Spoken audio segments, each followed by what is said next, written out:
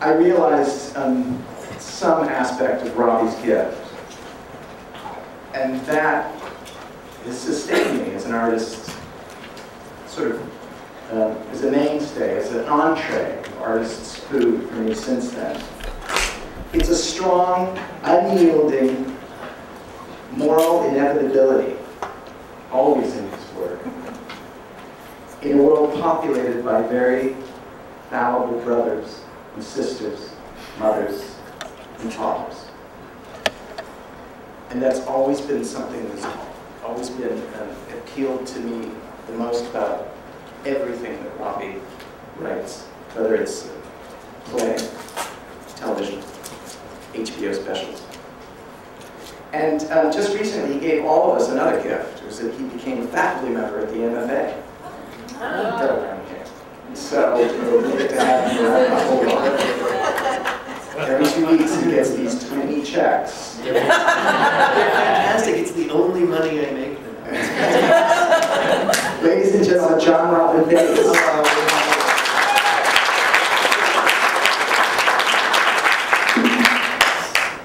You know, I stopped working in Hollywood out of a choice, mutual choice. But you know, so it's great. You know, I actually, to tell you the truth, this is before because I actually prepared some stuff. I don't think that writers should make excesses of money. I think you stop writing. I think you should make just enough so that you know you're not going to die, and you know you can pick up the check for the friends and the dinner, and you can go maybe on a plane trip somewhere, and you can buy books. But I think something happens, so none of you, you know, succeed to the point where you become an industry. Though some people do really well, actually, and still maintain, you know, the playwrights, what I like to call the playwrights' ineptitude in life, sort of shuffling through. I saw that this was supposed to be called a lecture on craft, and I realized I actually know nothing about craft. But I sat down and thought about what I do know about.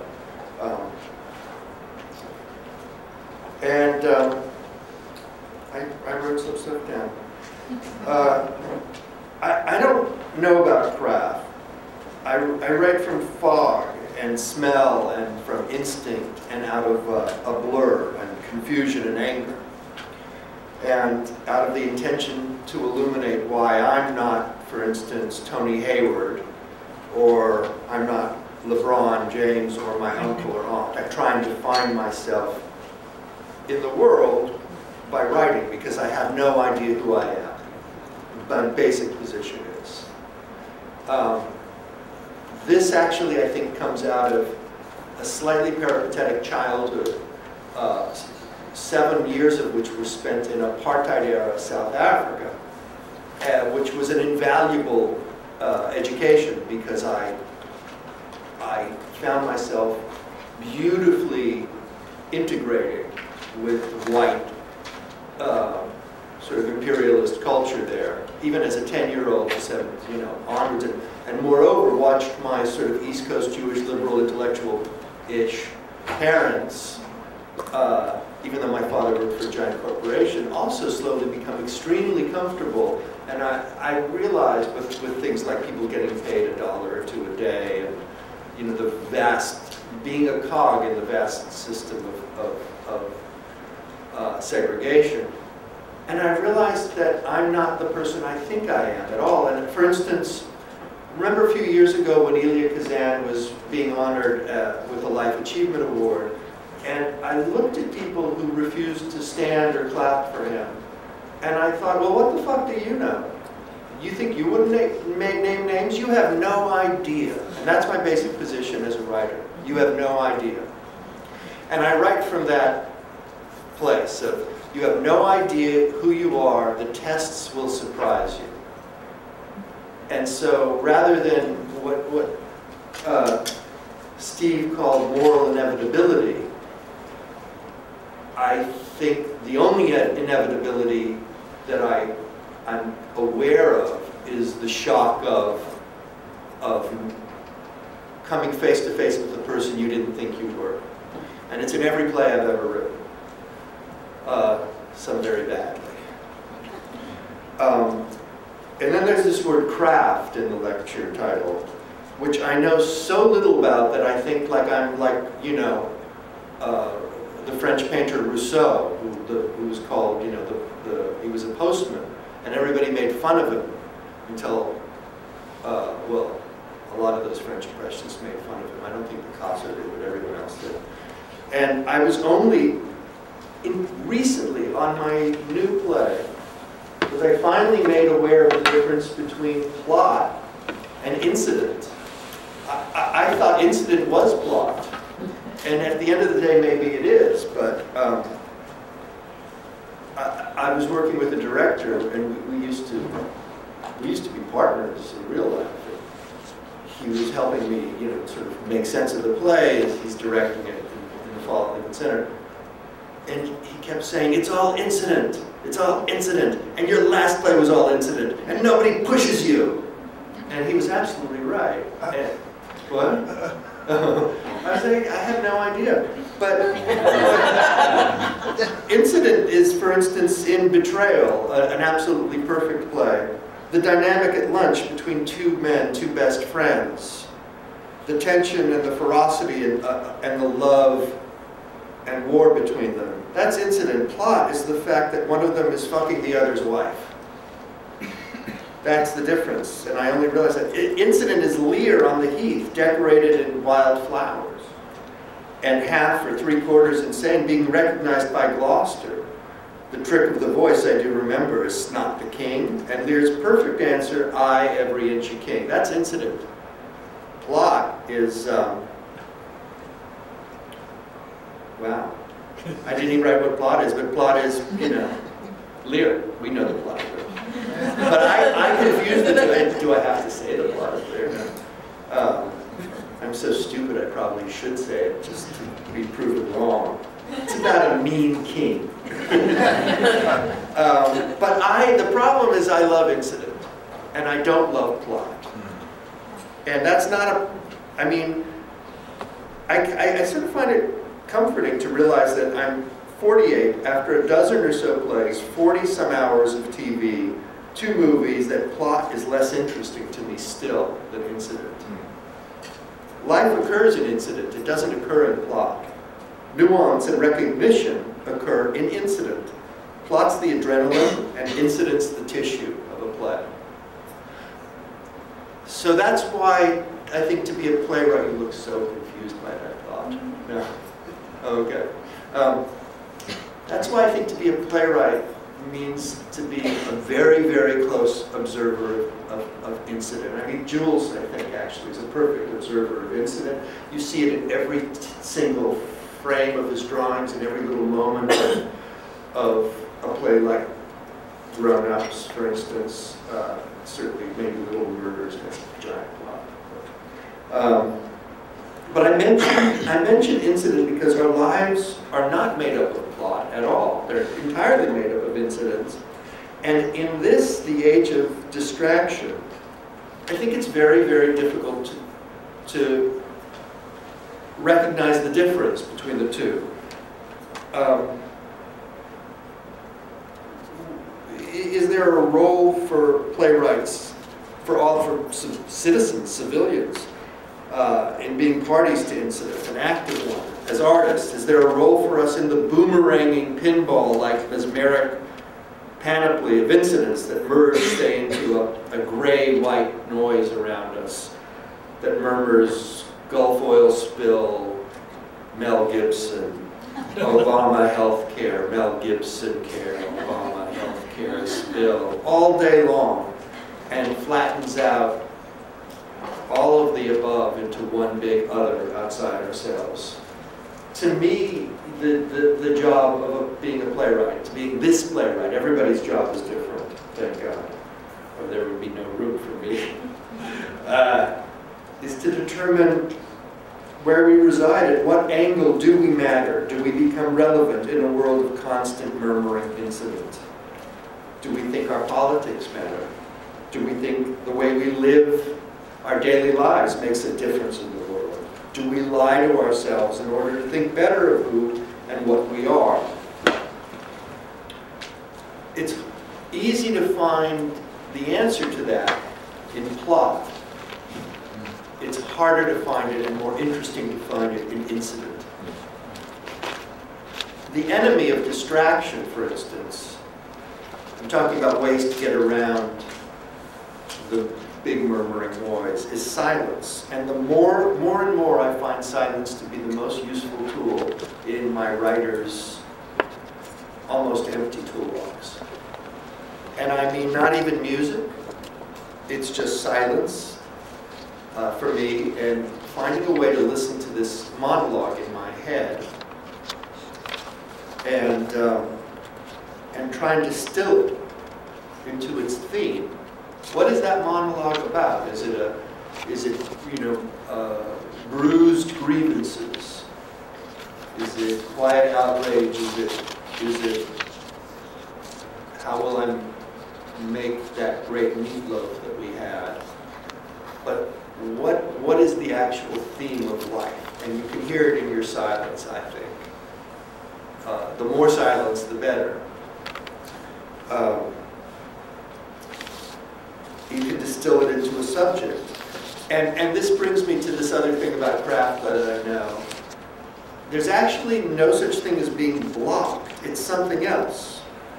It's a kind of temporary autism. It could be a very long-term temporary autism, where the noise outside absolutely overwhelms the noise from without. In autism, usually it's the other way around. But in writer's block, I think, it's that we have lost the process by which you find silence.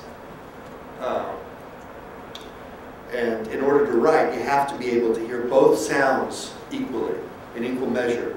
Those are the world and those are the heart, and ascertain which ones mean the most, or calling you louder, where they intersect, and why. I have this little exercise, since this is craft lecture. I write letters from one character to another when I can't find the play. Does anybody do that? Has anybody ever done that? It's really useful because they usually end up talking over the noise, and they talk about the problem. And the problem is plot. It's a trick, but it's an easy one in case you need a little secret entrance to your play. There's another kind of distraction for playwrights, and it's one that I know an awful lot about these days, called Hollywood. I live, I think, with a sort of small personal twinge of sorrow, from which I can only move forward. Like all things you recognize in life and come to see fully, you can only move forward from. There's no going back. It's the sorrow of unwritten plays. There's different kinds of sorrows in being a playwright. The worst, I think, is losing a play in the trajectory from page to stage, is losing it. And the thing that ends up on stage being a kind of mealy-mouthed, watered-down, mutant version of the thing that happened at first. That's a particular tragedy. The other one is unwritten plays, and that's the one we all live with, whether we produced or not. In my 20s to my mid-30s, I wrote a bunch of plays, and my nature, I'm sorry, I can't talk over your whisper. I'm really sorry. I'm sorry. My distraction level, another distraction. My nature being what it is, I associated money with freedom and escape from the sort of cosseted sort of world I came from. I could free myself through money. So I started taking jobs in Hollywood. And that became a sort of full-time administrative job on my part. I adapted Fitzgerald's Tender as the Night, not produced, for 20th Century Fox. I adapted a Somerset Maugham novel, then took my name off the movie version of it, called Up at the Villa. even though what I wrote was mostly up there. I adapted a novel called The Music Room by Scott McPherson, which was impossibly internal, not made, but which provided a great opportunity for Scott Rudin to call me screaming often. I adapted Sinclair Lewis's Dodsworth, and crazily thought that the studio's idea of contemporizing it was a great idea. I was paid well, and I did not write plays. I went to them. I bought some nice clothes to make myself feel better, some nice cars to make myself feel even better, and I picked up the tab for dinner and provided for people I cared about. I started a fund for younger playwrights to assuage the guilt, probably, of not doing it. And that proved just to be like a thorn in my paw, but I did it. I just missed the simple theater. I wrote an episode of West Wing while Aaron was busy. The show was in trouble and they needed to shoot 2 at once. And then I created my own show, which was a black hole. And I was lost in TV land, which then proceeded to destroy any chance I had, I think, of ever being a playwright again. And all of those other things that I thought would save me, the money from it, for instance, I told myself a little story. I told myself the story that, well, I'm a depressive, and this is my payday.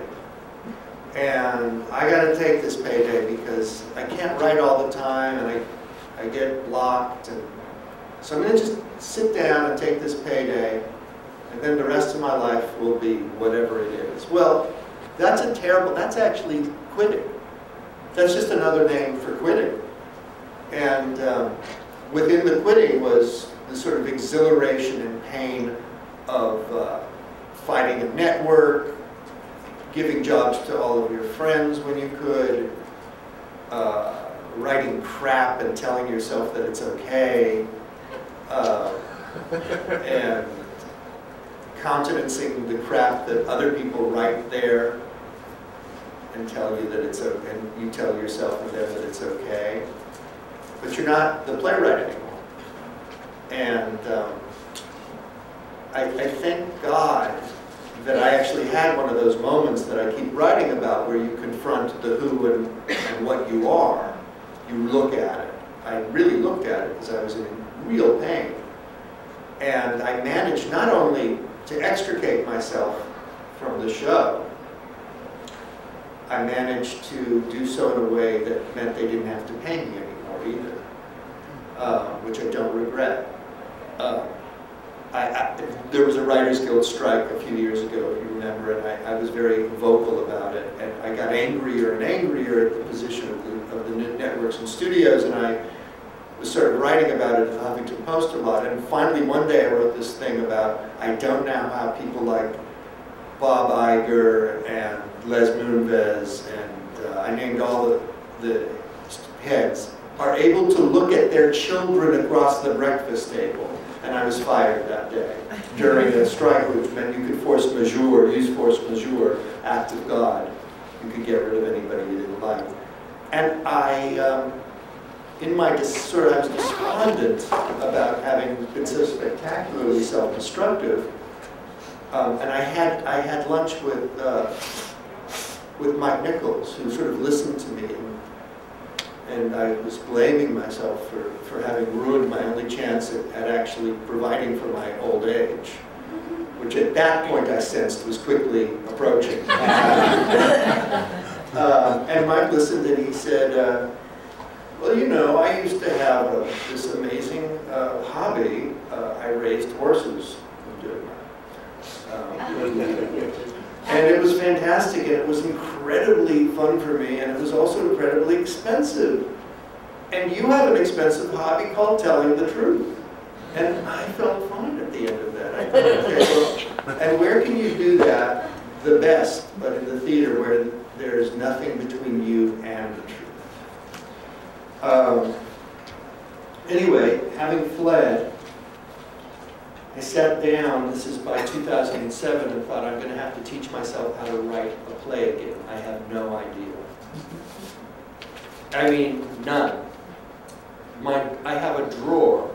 It's like, to me, the drawer looks like that scene in Raiders of the Lost Ark where at the end there's just piled boxes and boxes of artifacts from old civilizations. Nothing, and the painful reality was that nothing could make up for the length of time that I'd spent not writing these plays. And so now I write plays. I kind of figured it out again, you know, one day at a time, much like alcoholics, I think playwrights, addicts. I figured it out, and I teach for Steve and at the new school, and I write plays, and that's it. And my intention at this point is to move forward as a playwright and maybe to try and do it the way the British playwrights do, which is sort of just march along writing a play a year or so, you know, and just do that. It's not a particularly American kind of, I'm going to use my least favorite word in the world, the only word I despise, but it's a career. It's not a particularly American career, but I think it works if you... And for those of you who are starting out, I know life's complicated and I know that we need to eat, but if you sense within yourselves that you can actually make a life as a playwright, be very, very, very careful not to sell that talent for money. Because you could end up in your late 40s, if you're lucky, like me, and have to start over again. There are people who never come back. I could give you tens of names of deeply talented American playwrights who never came back, but who have gorgeous houses overlooking the Pacific, and a cynical sense of the theater being dead. And I know it's harder now too, because the regional theaters have changed so drastically. You can't wander the country working on a play for a year anymore before doing it in New York. Those regional theaters that used to develop, they now pick up their season based on what was off Broadway the prior season. They've completely abdicated. You're on your own in that sense. So that's another sort of interesting and wonderful, rigorous challenge for yourself. You're on your own. Those theaters don't have the money anymore. I wanted to you know, I threw my hat in the ring to run the NEA because I had figured out a way. Rocco Landisman had the job before, you know, before anybody, you know, it was fait accompli. But I was going to I had figured out a way to create a fund out of going to people like Spielberg, Geffen, etc., etc. I could go on a development fund for the theater because that's where all of their talent comes from, and we wouldn't have to rely on Congress and Senate and right-wing religious hysterics and crackers to fund the theater. But that didn't happen. And that would have been a distraction too, actually. You know, it was a way of thinking about being big man on campus again and not being a playwright. So I'm glad I actually didn't go anywhere. I would have backed out of it. I have a friend, the screenwriter Alvin Sargent. He wrote Ordinary People and Julia, amongst other things. Spider-Man, which I take great pleasure in because he's in his 70s in a job that, you know, action movies traditionally are given to young hipster writers. It doesn't hurt, of course, that his wife produced the Spider-Man movies, but he said to me one day that, just to go back to this idea of plot versus incident, he said to me that he's so looking forward to dying because he can put on his tombstone, "Here lies Alvin Sargent, a writer who finally found a plot." So it's a lifelong battle. In closing, the theater might well return to a place in the culture where it's relevant in the way it once was, and where these plays were magical totemic events. May not, doesn't matter. Increment matters, and to think of anything else is a distraction too. You're here, you matter, you and your friends fighting to be heard matter, you and the actors you know continuing to push past the distraction of contemporary white noise. That's what matters. Just to give a little example of plays that matter and continue to reignite the spark. Last season, a bunch of people, including myself, were absolutely inspired by Annie Baker's play Circle, Mirror, Transformation. Yes. And it transformed incident into life itself by this sort of magic alchemy she devised of layering tiny bits of revelation between ellipses. And events like that play shine to other writers, people who love the theater, actors, directors, and they embolden all of us. So remember that too, what a great play, what your great play can do. The rules are for me. I only have one rule, which is to never listen to rules. Never listen to the rules of anybody, just the ones within. And when Albee or Marcia Norman or Emily or my observations ring slightly true or are recognizable, fold them into your own experience and your own dream. And that's the only thing I know about craft. So onwards. Now,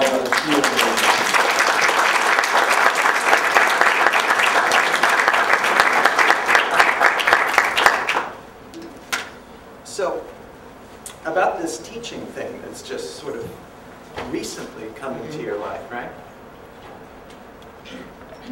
How much of a distraction is that?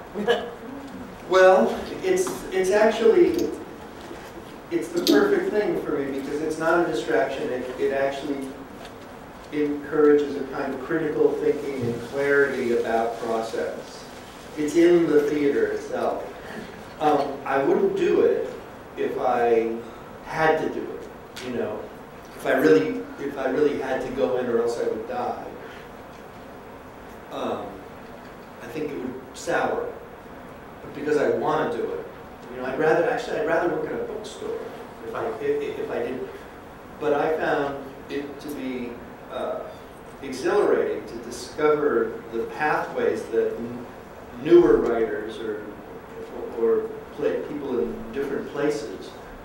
I found it exhilarating to be able to watch that and maybe by sheer experience help them push that forward.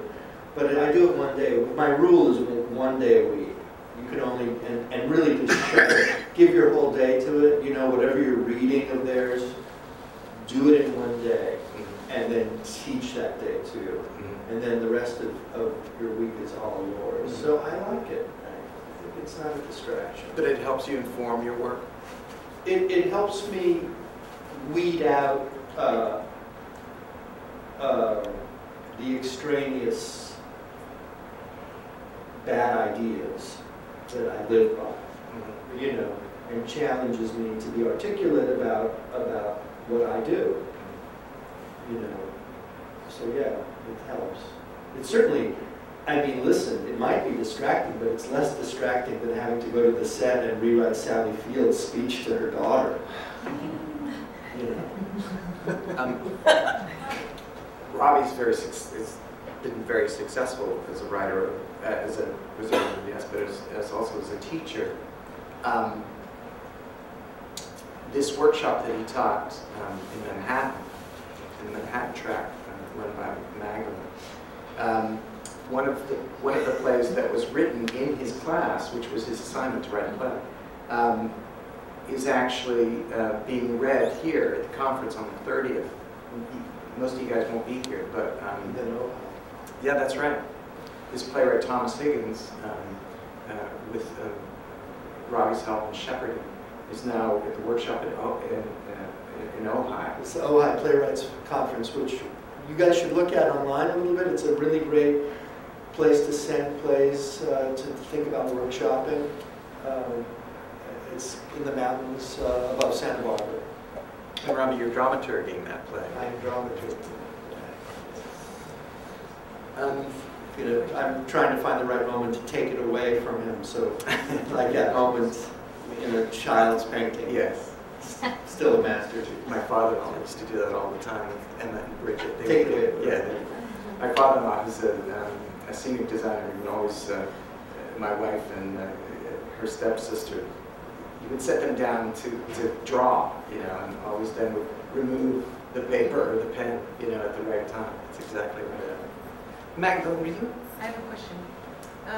When you were talking about the gray noise of oil spill, Obama, healthcare, and Mel Gibson, I was wondering if that inner-outer conflict, like the quiet inside and that noise, if the West Wing, that even though your experience with that was short, if that outer world relevance to the inner world gave you an interesting opportunity as a writer. Well, yeah, it's about finding the balance between the two. Absolutely. Though my episode of West Wing involved Alice Janney going home to visit her father when he had Alzheimer's, and was supposed to be a standalone one-act play. And it did involve the sort of usual currency of West Wing. But I think all of it is about seeing where I matter, where I relate to. I have zero interest in Mel Gibson. Zero. I have nothing. I have nothing. I have nothing. No. And yet it's sort of wallpaper. I have a tremendous interest in what BP represents, and shuffling and paring through the white noise that gushes like that oil. And because BP ends up being a perfect metaphor for the distance between ourself and our ethical self. It's a perfect, when you watch Tony Hayward's face, and it's utter confusion, that confusion is where we see the absolute failure of empathy live. And that's fantastically interesting to me. And now, of course, it turns out that BP fabulously is implicated in the freeing of a terrorist who murdered hundreds of young Americans on an airplane so that they could get drilling rights to Libya. And yet these are humans. So that stuff's interesting. It's this balance between, the endless debate, for instance, about Roman Polanski. Roman Polanski has nothing to do with any of us. Our relationship to his story is zero. It's between Roman Polanski, the courts, and to some extent that now middle-aged lady. But it provided a tremendous opportunity for the sort of town square to talk about who they were, who we are, and define ourselves through it. That's not a way you define yourself, by what you think you are. That's what the distraction part of life that exists on MSNBC and every other network, or in our shopping carts is about. So silence, that's why I talk about silence. Do you have like a certain craft that you maintain to strengthen the silence, to practice the silence? I exercise. I ride my bike a lot, like 9 miles a day now. I do yoga. I cook. That's about it. I mean, I'll sit for an hour or so. I don't meditate because my brain isn't wired for it. Yeah. But I just sort of sit at my desk and then go. Yeah. But exercise and then go. Yeah. That's all I got. John, I was reading an anthology of interviews with playwrights some years ago. I was reading one of your interviews, and you had said something that has stuck with me for many, many years. And I want to know if you can elaborate on it. And forgive me if I forget what play of yours you were alluding to, but this is what you said. You said, satire is a death knell. Anyone can satirize anything. And I've thought about that for years, and I have my own ruminative ideas about it, but I want to hear you elaborate. I mean, I don't know. If you still believe that or not. I don't, I think, you know, I think,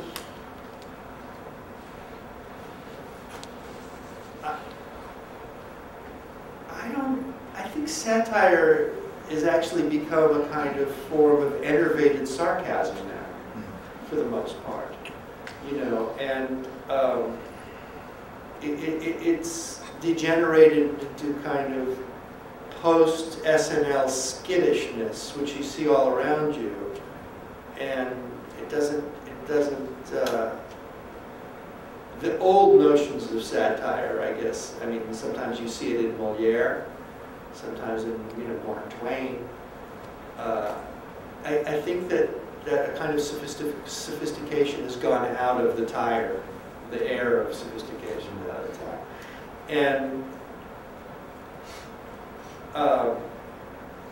I guess I still believe that. I believe that there are harder, funnier things than to satirize, though, you know, at times, like I thought Race, not Race, I'm so sorry, November, the David Mamet play, was brilliant satire about, but he's a brilliant writer, about corruption in politics, because it actually dealt in a kind of almost Dr. Seuss-like level of absurdity in the West Wing of the White House.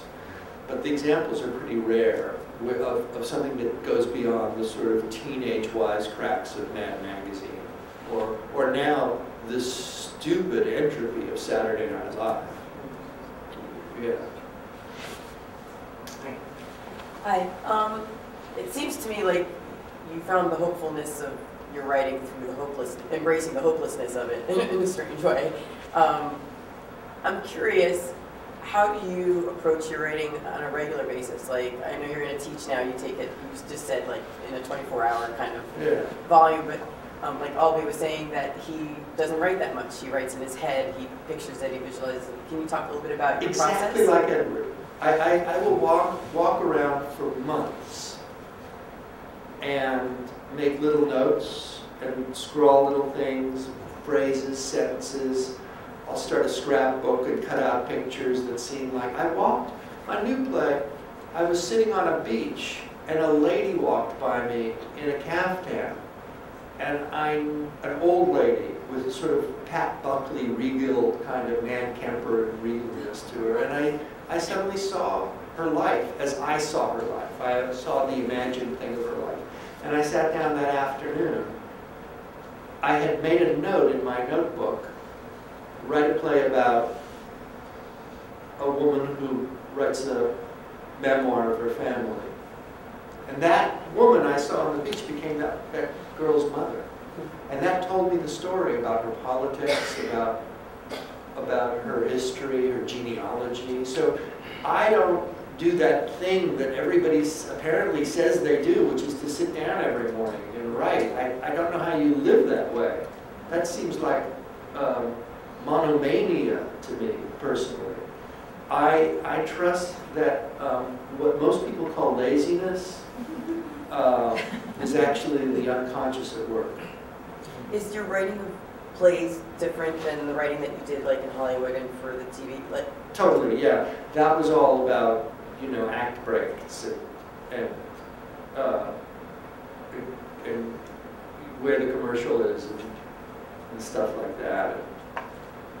Yeah, totally. Completely. You weren't allowed to be inspired the same way to. Well, to when I take that started, time. I mean, with Brothers and Sisters, when I started, if you look at the first 18 episodes or so, you know, which are mine pretty much, with a few exceptions, you can see me losing control along the way, where suddenly they're doing, you know, Twister and shit like that.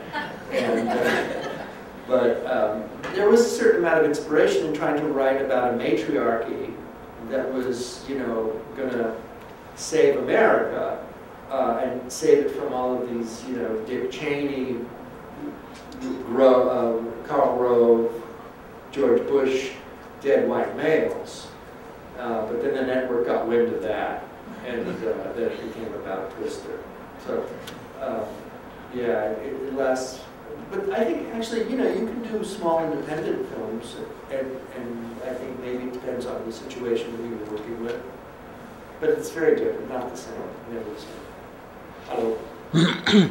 I'm curious why you refer to the BP incident, particularly this Libyan caper, as gray noise rather than a shriek or a siren, the way Arthur Miller did with that somewhat similar crime about the airplane engine. To me that's the very soul of great play, pardon the expression, plot. No, you're absolutely right, and it should be that.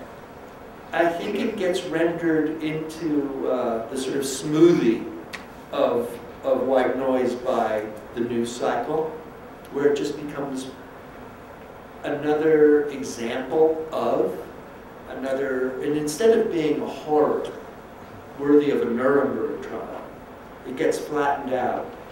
And I think I was also trying to say that our job is to separate out from the white noise the place where it intersects with the big noise inside. Where you do actually find yourself, you're able to locate what the world means to you, who you are in the world, rather than sort of... Which is the horse and which is the cart? I mean, to me it seems that this incident, all by itself, is such a powerful indictment, such a, such nastiness that it would just scream out and above all other things. And,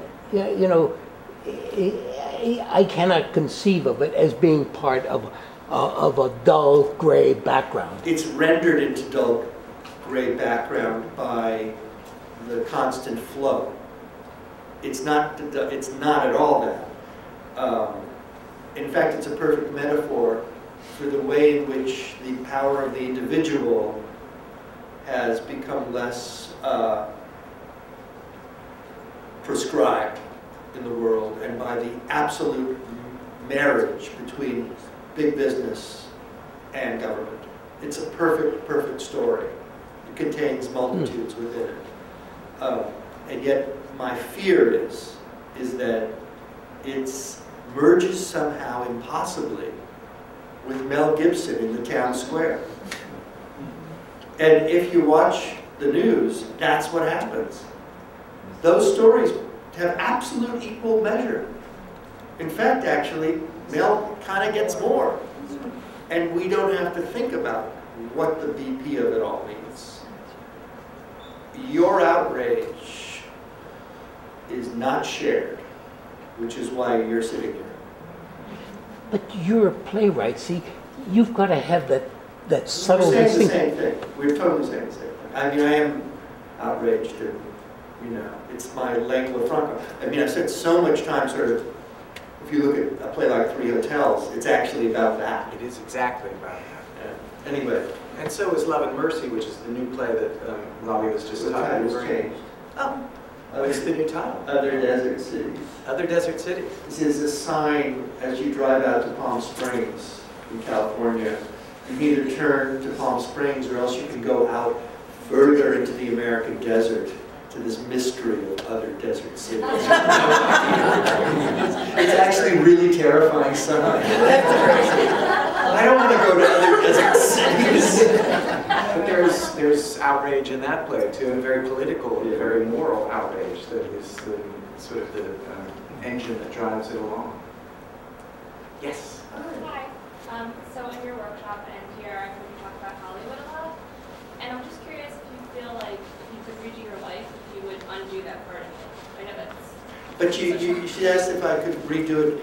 One of the nice things about coming to terms with stuff is that you realize it happened for many, many reasons. I can't trade in the currency of, if I could go back, of regret, of that kind of regret. All I can say is, now I know, and I can move forward. It's like if any of you have had a moment in therapy where there's an epiphany, where you go, oh God, that's what it was?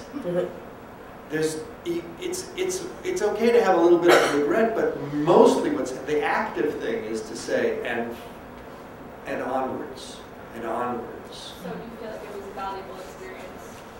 I think it was a necessary experience given my nature and my innate corruptibility. Hi, Jay. Hi. I want to pick your brain here, unabashedly, because you touched on something that I'm running into in the stuff that I am writing. For years, I've been writing stuff about my father and my relationship with him. And I have gotten bogged down in incident. And they are wonderful, detailed incidents, and I keep asking myself, how do I thread this together into an arc? And what is this about?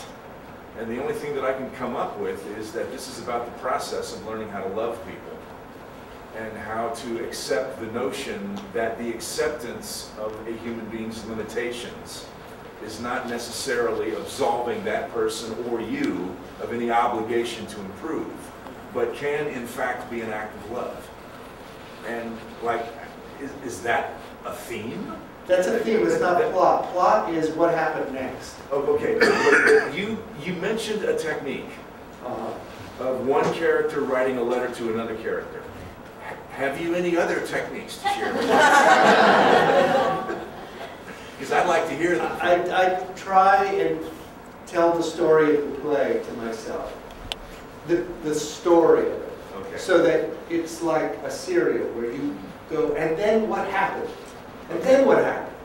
And oh my God, that happened then? Okay. And so that it forms a kind of snowball.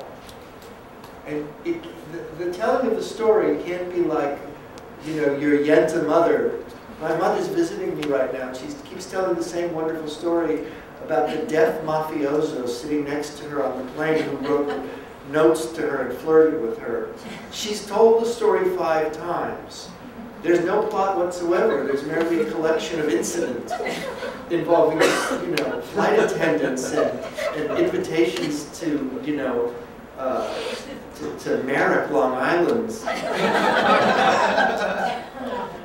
it can't be made up of that. It has to be, my God, then what happened? He kissed you? If it was that would have been a plot if he suddenly leaned over and kissed her and he had to be pulled from the plane. How do you know when you find it? Plot? Yeah. How do you know when you find plot? I think it has on the tuning fork thing inside, it sounds different. Then we had a weird lunch. Yeah, I mean, look at Betrayal, for instance, as a play, a great example of a series of incidents that actually add up to a plot around a betrayal. I think it's really hard to find, though, actually. But if you find one thing, and you can find action in it, I don't know how you do it, but I don't either. That's why I asked you. see, I told you I don't know anything. And apropos of money, I've had years where I made a lot of money, and what that meant was I would argue with my girlfriend in a better restaurant. That is the perfect definition. Didn't change it. And the weird thing is, the cheaper restaurant is more fun. Hey, Burford. You used a hot button word a minute ago. Can you tell me what you think of action as? Action as? What is that? Action is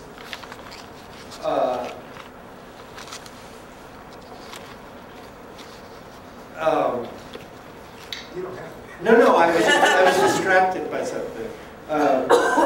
Action is Haldeman saying, to Nixon, do you think, no, action isn't Haldeman saying to Nixon, hey, we should do this thing where we get these things. Action is when the guys broke into the Watergate and got caught. They're different. One's cause and one's effect. Action is, it can be either, but action is action. It's where, for instance, in my new play, the action is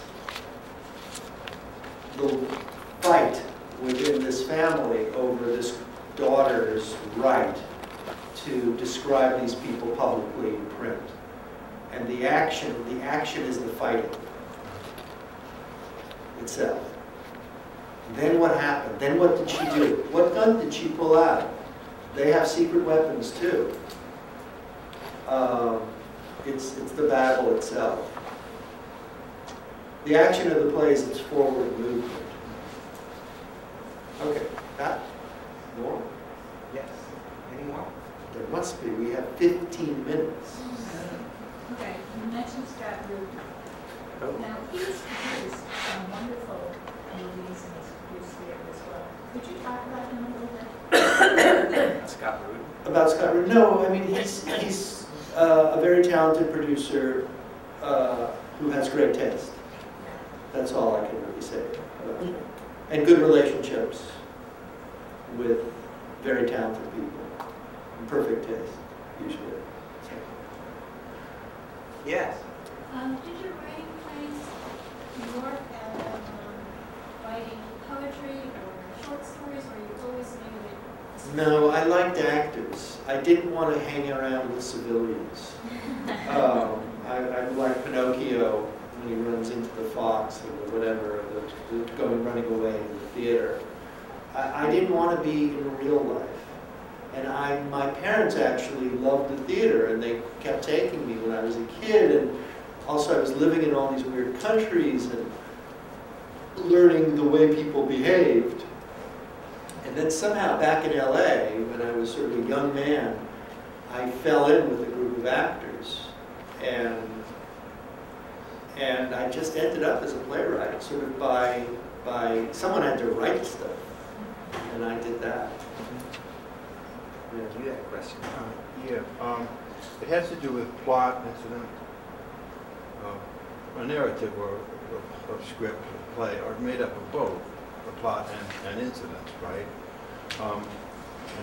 And you could have hanged the incidents off the plot. Yeah. Now, sometimes in play or the narrative, the plot suddenly moves in front, and the incident disappears because we say, oh, this is plot movement. Yeah, right. So, what I got here is plot, theme, incident, and action. Those are the four components that make up a script of a play, would you say? Plot, theme, incident, and action. Yeah. Well, dialogue is part of it, is the fuel. But I also think there's a sort of secret life under the surface. So those are all the sort of obvious components, right? But then there's this sort of secret dream. And I think all great plays have a sort of secret language under the surface. A world that they own, you know. In Mammoth's masterpiece, Glengarry Glen Ross, the theme is the way in which these guys, or the plot is the way in which these guys fight over scraps for this, to make a deal. But the secret life of the play is about the absolute brutality that lives in masculine energy. So that's the subject, but it's not a theme, it's just a language under the surface that goes. And that's reflected in the language. That's right. Okay. Yeah. Okay. So it's plot, theme, incident, action, and language. Yeah. Okay. Thank you. Told you I know. So, I mean, talking about subtext, would you say that when beginning a play, you start with characters, or is there this larger idea that you're trying to get at? I start personally from character, but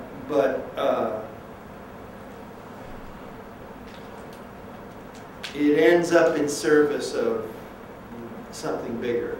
They're always at the affect of, but I go at it from character. I have this little thing in my notebook, write a play about a shrink's first day at work, after he was run over, and walks in. All I see is this guy walking in on crutches to his session, to his day.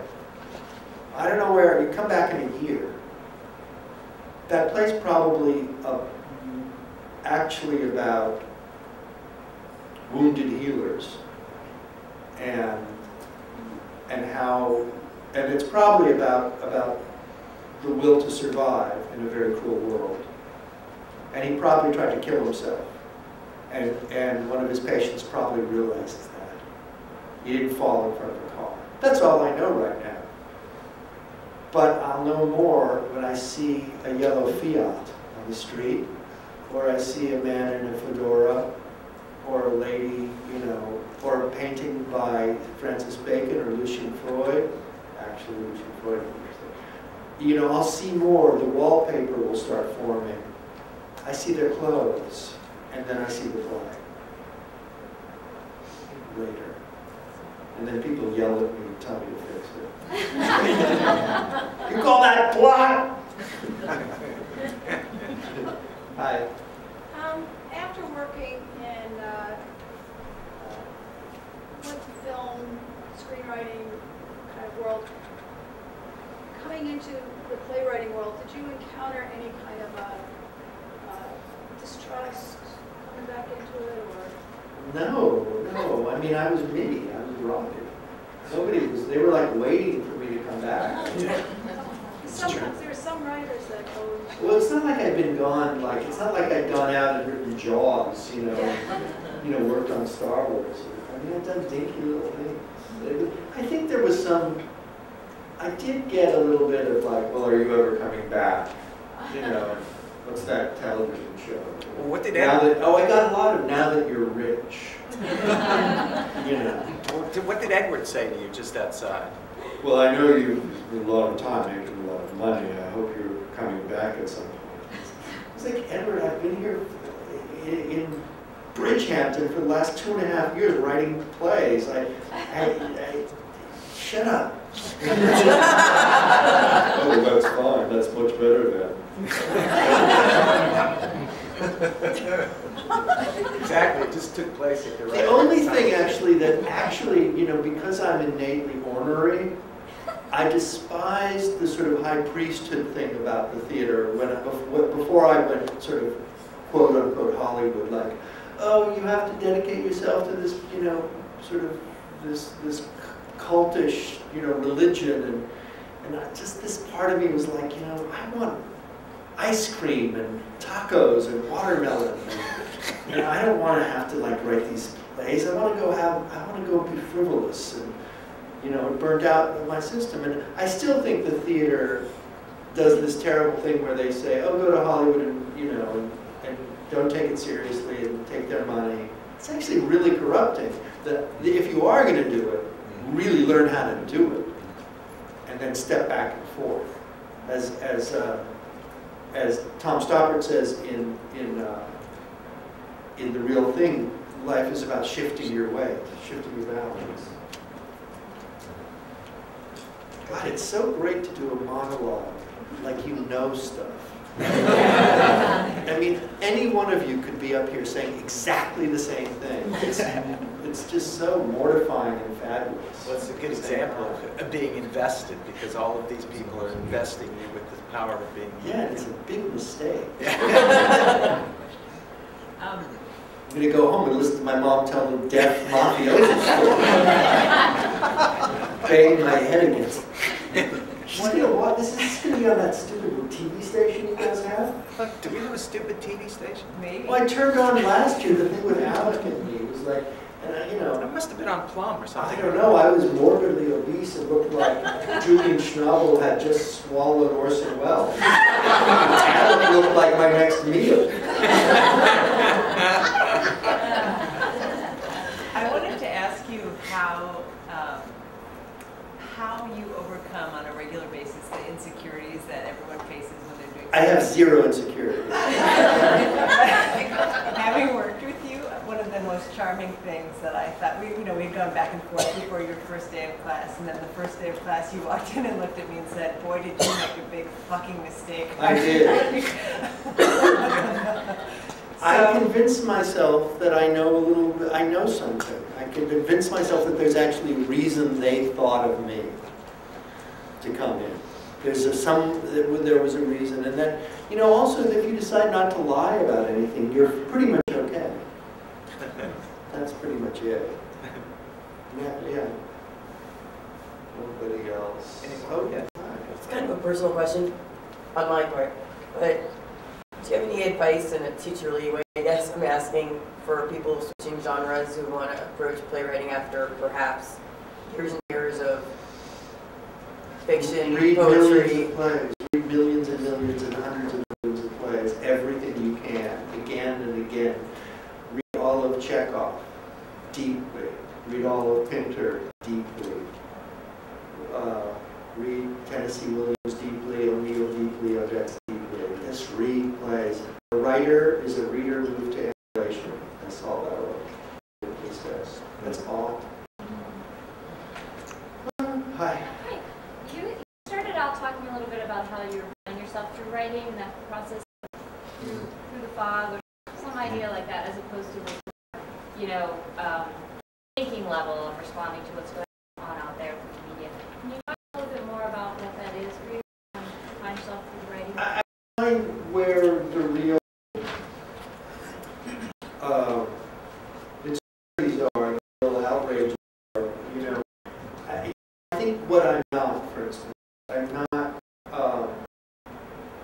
Miller, who in one great play, Death of a Salesman, made themes part of a study